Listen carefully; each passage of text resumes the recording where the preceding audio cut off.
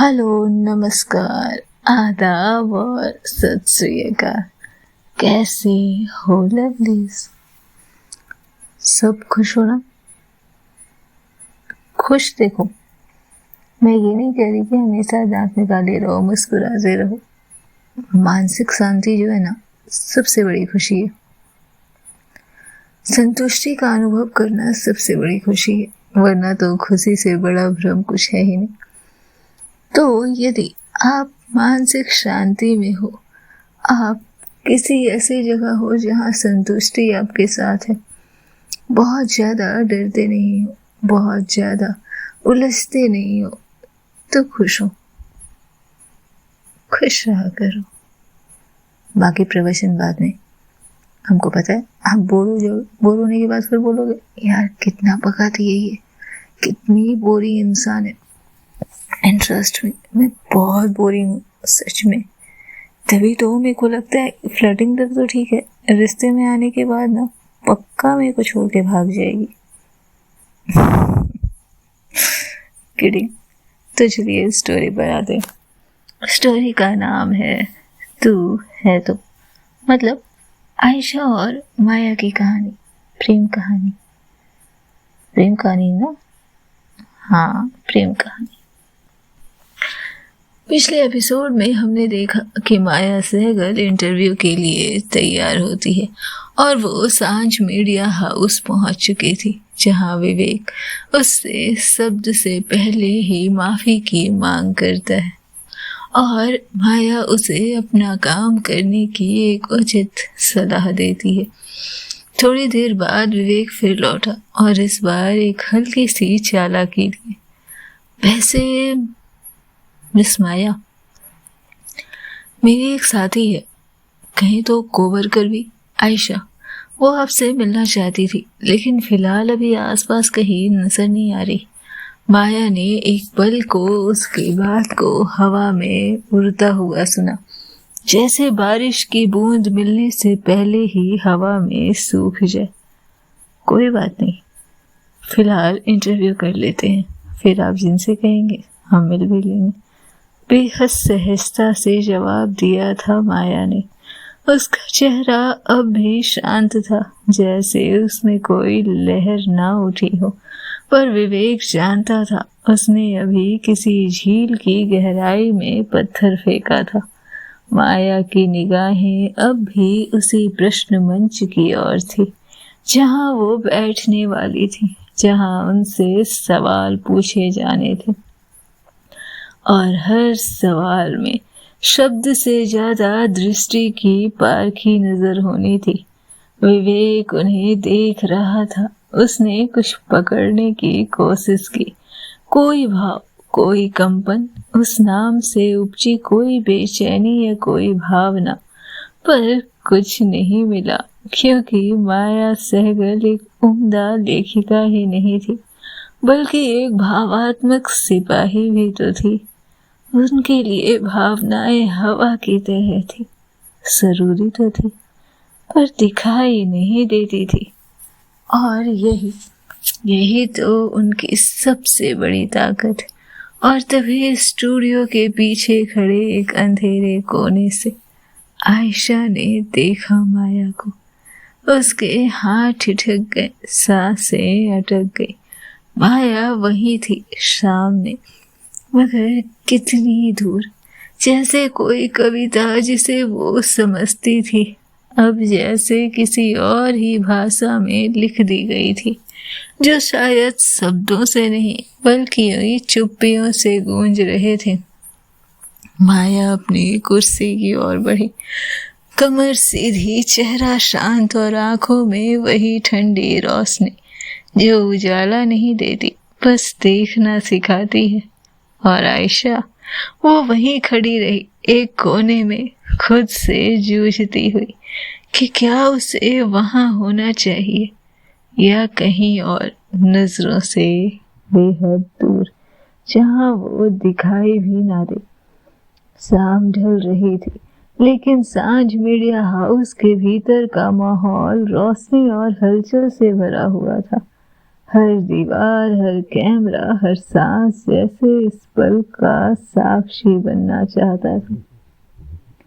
वो क्षण जब माया सहगल वर्षों से रहस्यमयी साहित्य की सबसे संकोची लेखिका पहली बार एक खुले मीडिया मंच पर बैठने जा रही थी।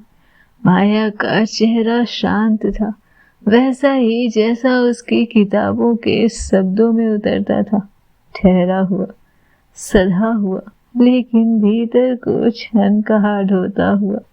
कैमरे की चमक को नजरअंदाज करते हुए उसने अपनी नजरें इंटरव्यूअर पर टिका दी, जो फाइल थामे चेहरा जैसे खुद को संतुलित करने की कोशिश कर रहा था। एक क्षण नजरें मिली और फिर नजरें झुक गई। विवेक जो इंटरव्यू लेने वाला था उस क्षण को पढ़ना चाहता था, एक पत्रकार की तरह नहीं, एक इंसान की तरह। पर माया सहगल भावनाओं की विदुषी थी। अपने हर स्पंदन को चुपचाप अपनी पलकों के नीचे दफन करना जानती थी वो। और विवेक ने इंट्रो से शुरू किया। इंट्रो। विवेक माया से पूछता है, बताइए मैं आपका परिचय क्या दूं मिस माया सहगल? आखिर किस परिचय से आप खुद को पूर्ण पाएंगी? और माया ने मुस्कुराते हुए कहा, परिचय कुछ नहीं, बस कहिए कि मैं माया सहगल का इंटरव्यू ले रहा हूँ, जिस पर कई आरोप हैं, कई इल्जाम हैं और कटघरे में खड़ी एक महिला अपने बारे में कुछ कहना चाहती है। इतना ही काफी होगा। विवेक कुछ पल को चुप होना चाहता था, पर जानता था कि इंटरव्यूअर को इसकी सुविधा नहीं होती। मैं जानता हूँ माया जी, ये सिर्फ मेरा काम है, फिर भी अगर कोई सवाल थोड़ा निजी हो जाए तो माफ कीजिएगा। माया मुस्कुराई। मुस्कान में महीनों की थकान और वर्षों का विवेक शामिल था। माफी मांगना आवश्यक नहीं विवेक जी, ईमानदारी से काम करना किसी भी इंसान को दी गई सबसे बड़ी इज्जत है, और पत्रकारिता को भी। कैमरा ऑन हुआ, रोशनी तेज हुई और हर चेहरा गंभीर। नमस्कार, आज हमारे साथ हैं माया सहगल, जिनकी लेखनी ने भावनाओं को शब्द दिए और जिनकी चुप्पी ने अफवाहों को आवाज। माया जी, आजकल आपकी चर्चा बहुत है, आप चर्चा में भी हैं और ट्रेंड में भी। कोई टिप्पणी? माया धीरे से, चर्चा एक धुंध है विवेक जी, जो चेहरों को ढक भी सकती है और उखाड़ भी सकती है। मैं सिर्फ लेखिका हूँ, बाकी शोर आपके पेशे की धरोहर है। आपके समलैंगिक होने की भी खबरें सामने आई है, लेकिन उस पर मैं बाद में आऊंगा। फिलहाल बताइए, लेखन के अलावा आपको क्या पसंद है? मौन, शांति, बारिश, किसी अनकहे भाव पर देर तक टिके रहना। विवेक मुस्कुराता है। आपकी जिंदगी में आज तक कोई पार्टनर क्यों नहीं आया मिस माया सहगल? क्योंकि रिश्ते संदेह से नहीं, स्वीकार से टिकते हैं। और हर बार जब मैंने जाना कि सामने वाला या तो डर गया, या समाज ने उसे डरा दिया, या फिर उसकी स्वीकृति नहीं, मैंने उस रिश्ते को संदेह नहीं दिया। प्रेम आपके लिए क्या है माया? माया थोड़ी देर ठहरती है, लंबी सांस खींचती है। प्रेम किसी के दुख से डर जाना, किसी के मौन में भी उसकी आवाज सुन लेना। प्रेम किसी की आंखें पढ़कर अपने आंसू रोक लेना। और प्रेम किसी की बेचैनियां जानते हुए भी उसे थामना नहीं, पर दिलासा जरूर देना। विवेक माया को देख रहा था। क्या आप कभी प्रेम कर पाएंगी? ये तो प्रेम की परिभाषा पर निर्भर करेगा अब मेरे जीवन में। जहां तक मेरी आयु सीमा की बात है, प्रेम मेरे लिए निश्चित ही अब वो परिभाषा तो नहीं हो सकती जो किसी 20 से 30 वर्ष की उम्र के लोगों के लिए होती है। दोनों हंसते हैं और फिर विवेक अपना सवाल पूछता है, क्या आप किसी आयशा नाम की पत्रकार को जानती हैं? माया की उंगलियां मेज पर थमी। एक क्षण, दो क्षण, जब अतीत वर्तमान में सांस लेने लगता है, ये वही क्षण था मानो और माया धीरे से, बिल्कुल, एक बेहद प्यारी सी लड़की है। उसने मेरा इंटरव्यू लिया था, मुझे मेरे ही डर से परिचित कराया था। उसने अपने सपने हैं, अपनी कहानियाँ, वो चुलबुली हैं, अल्हड़ हैं, जो कहती हैं पहले कर जाती हैं बाद में, सोचती बाद में है, शब्द पहले निकालती हैं। बेहद प्यारी हैं। इस दुनिया को छूने की उनकी तमन्ना है। क्या आयशा और आपके बीच कोई निजी रिश्ता है माया? माया थोड़ी देर चुप रहती है। निजी क्या होता है? यदि फिक्र, दुआ और खामोश चाहते निजी होती है तो हाँ, शायद है। विवेक मुस्कुराता है। आपको पता है ना, आपके साथ उनका नाम जोड़ा जा रहा है, उस आर्ट एग्जीबिशन और पार्टी के बाद तो निश्चित तौर पर। माया थोड़ी गंभीर होती हुई, हाँ, सुबह अखबार में पढ़ा था और इसी कारण मैंने आपके पिछले प्रश्न का जवाब संक्षेप में दिया। अब वो किसी और के साथ है और यही सही भी है। उनकी अपनी दुनिया है, अपने लोग हैं, और मैं चाहती हूँ कि उनका नाम मेरी छाया से अलग रखा जाए, क्योंकि वो निश्चित ही इस बात से कहीं न कहीं अपने परिवार के सामने प्रदर्शित होंगी। लेकिन जो व्यक्ति उस रात पार्टी में आप पर आरोप लगा रहा था, वही आज आयशा के साथ है। आप कुछ कहना चाहेंगे? वो व्यक्ति बुरा नहीं है, बस भावनाओं में बह गया था। प्रेम जब बोझ बन जाता है तो लोग अक्सर टूट जाते हैं, और जो टूटता है वो कठोर नहीं होता, बस बिखर जाता है। और अपने बिखरने से पहले वो चाहता है कि वो अपने कुछ शक्तियों का सही इस्तेमाल कर ले। शायद उन्होंने भी वही किया। क्या आप उनसे सार्वजनिक माफ़ी की मांग करेंगे? माया कटाक्ष में, माफ़ी? जो बात कह दी जाए उसके लिए माफ़ी एक सजावटी शब्द बन जाते हैं। मरहम तब तक ही असर करता है जब जख्म ताज़ा हो। जब वो सूख जाए तो माफ़ी केवल एक संवाद भर रह जाती है। और माफ़ी दुनिया की सबसे झूठी भाषा है, झूठे शब्द है। माफ़ी का कोई साक्षात्कार नहीं है, माफ़ी की कोई उत्पत्ति नहीं है। माफ़ी सिर्फ मन के दिलासे की खबर है। विवेक, आयशा के लिए आप कुछ कहना चाहेंगी? वो एक समर्पित पत्रकार है, बेहद प्रतिभाशाली। मेरी दुआ है उनके साथ, उन्हें हर खुशियाँ मिले, उनका मन सदा रहे और उनका जीवन किसी और की परछाई से कभी धुंधला ना हो। बस इतना ही। आरव के साथ आपका क्या रिश्ता है माया सहगल? हल्के से मुस्कुराते हुए, बेहतरीन दोस्त है आरव। कुछ रिश्ते उम्र से नहीं, समझ से बनते हैं। आरव वही रिश्ता है। और विवेक, अब आखिरी सवाल, जिसकी चर्चा जोरों पर है इन दिनों, क्या आप समलैंगिक हैं? कैमरे की लाइट स्थिर थी, स्टूडियो में सन्नाटा था, एक चुप्पी जो भीतर तक गूंजती थी। और माया धीरे से, मेरी नज़र में समलैंगिकता कोई गुनाह नहीं है। अगर कल मुझे किसी और स्त्री की तरफ वो भावना महसूस हो जिसे दुनिया प्रेम कहती है, तो मैं झिझकूंगी नहीं।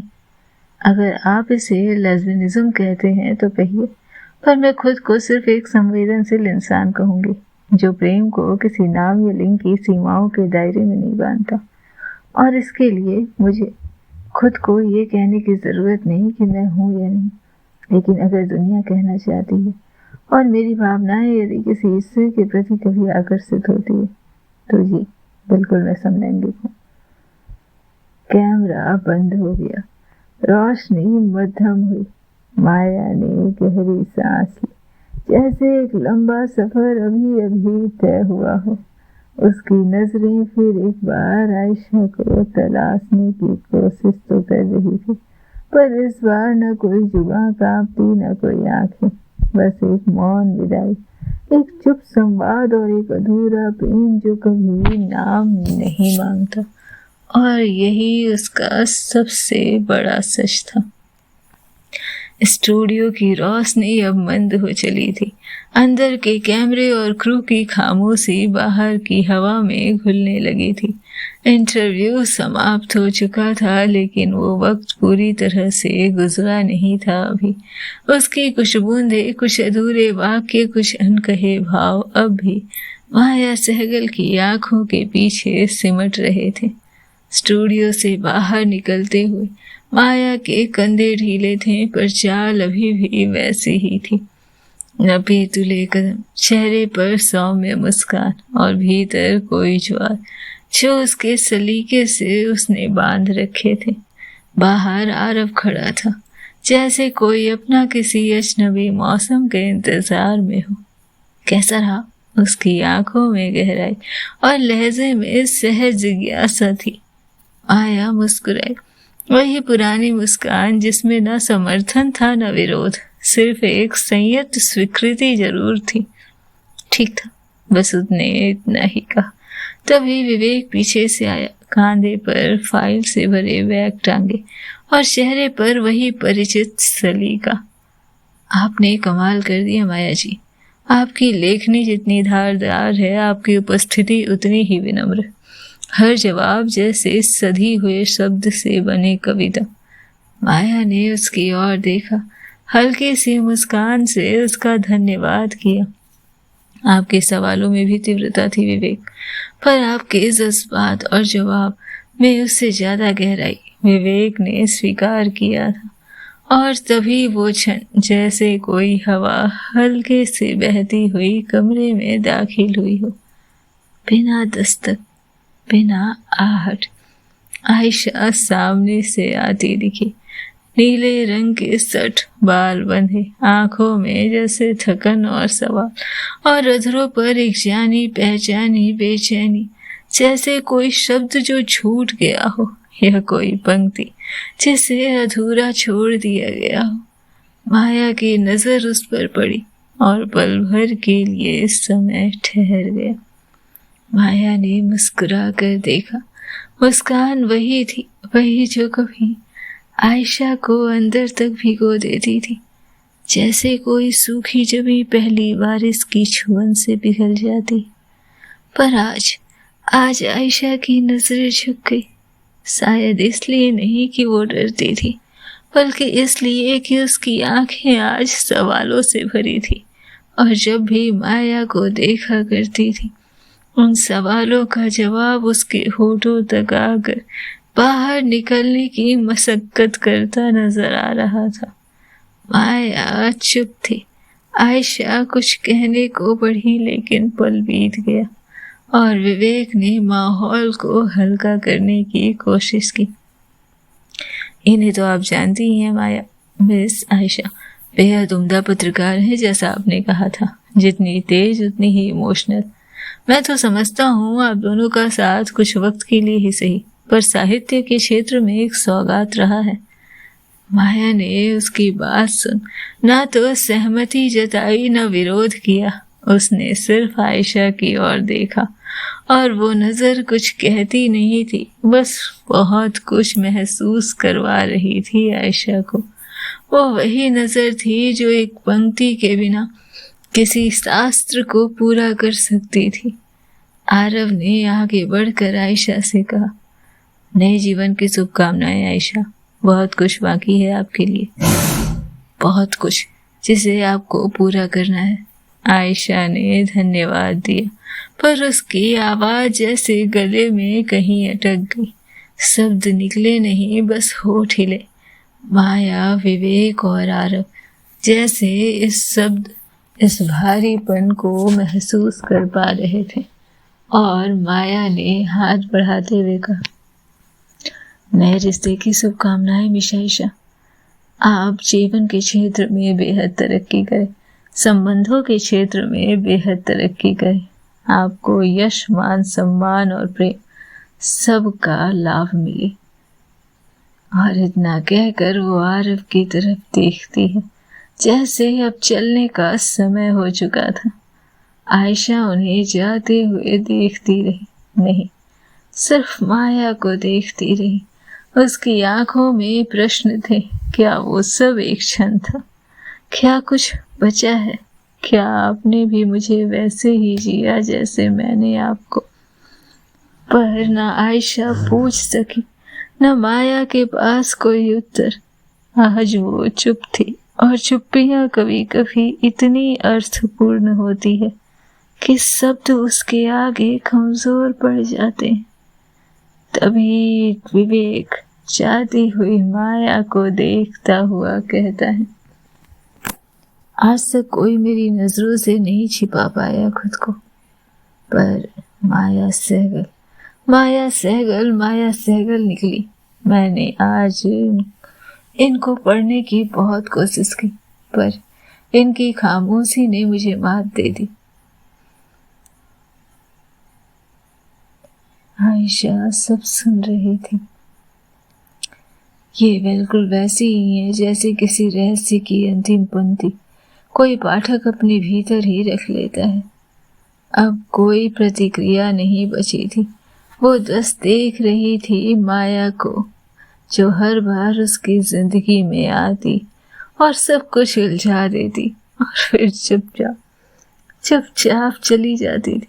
वो जा रही थी और आयशा की आंखों में अब सिर्फ एक बात थी, कुछ रिश्ते कहानियों जैसे होते हैं, पूरी जिंदगी साथ तो रहते हैं लेकिन मुकम्मल कभी नहीं होते। क्या होना था आगे जानने के लिए सुनते रहें नेक्स्ट एपिसोड। तब तक खुश रहें, स्वस्थ रहें, मस्त रहें, खुद का बहुत ध्यान रखें। Love you.